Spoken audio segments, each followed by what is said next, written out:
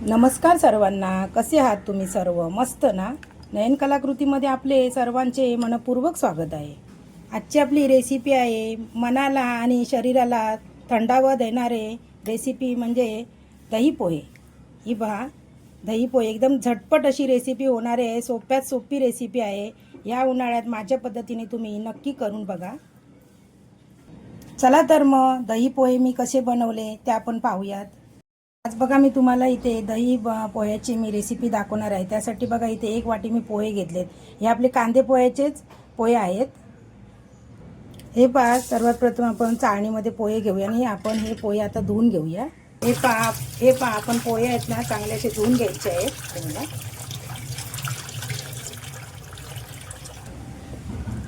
हे पहा, पोहे धुतल्यानंतर आपण हे पोहे असे चाळणीमध्ये तसेच ठेवून द्यायचे होते. 2-3 मिनटं असे तसेच ठेवून द्यायचे आहेत. हे पहा, पोहे आपले थोडे नितळेपर्यंत आपण इथे बघा त्याच वाटीने 1 वाटी इथे दही घेतलंय. ते एका भांड्यामध्ये घालून घेऊया आपण. दही चांगलं असं फेटून घ्यायचं आहे. हे बघा, त्यामध्ये आता बघा आपण इथे मीठ टाकायचं आहे. हे बघा, साखर टाकते मी थोडी. तुम्हाला जर नसेल टाकायची तर तुम्ही स्किप करू शकता. पाव चमचा इथे जिरा पावडर टाकते मी. आता हे सर्व मिक्स करून घ्यायचं त्या दह्यामध्ये.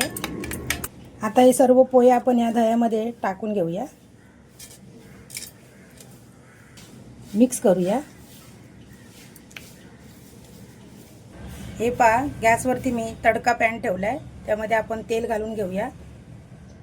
साधारण मी 3 चमचे तेल घातले. त्यामध्ये बघा इथे मी पाव वाटी मी शेंगदाणे घेतले. तुम्हाला जर जास्त शेंगदाणे वापरायचे असतील तर शेंगदाणे तुम्ही अजून जास्त पण वाढवू शकता. शेंगदाणे मी अगोदर याच्यामध्ये तळून घेणार आहे.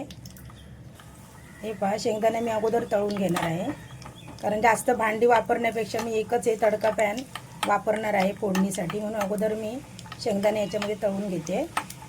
शेंगदाणे काढून घेऊया आपण. आता मी बघा गॅस बंद केला आहे, कारण आपण शेंगदाणे घातल्यामुळे ते तेल जरा थोडं जास्त तापलेलं. आता आपण त्यामध्ये बघा जिरं घालायचं आहे, मोहरी घालूया.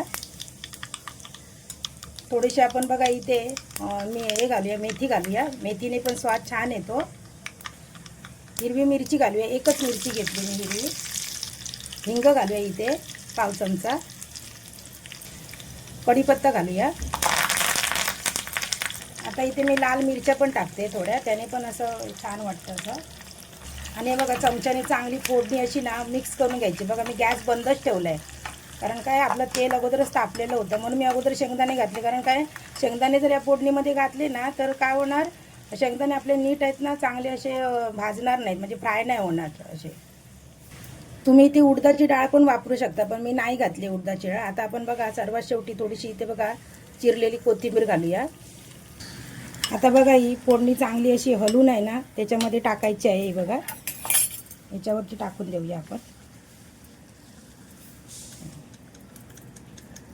आता आपण हे मिश्रण चांगलं असं मिक्स करून घ्यायचं आहे. बघा, हे पहा, चांगलं असं मिश्रण आपण असं मिक्स करून घ्यायचं आहे फोडणी घातल्यानंतर. आता त्यावरती बघा मी इथे शेंगदाणे घालते, मगाशी तळून ठेवलेले.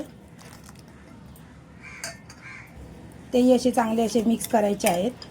हे बघा, तुमचं जर मिश्रण जर घट्ट झालं असेल, माझं बघा एवढंपर्यंत आहे हे बघा. जर घट्ट झालं नंतर तर त्याच्यामध्ये आपण थोडंसं ताक टाकायचं आहे.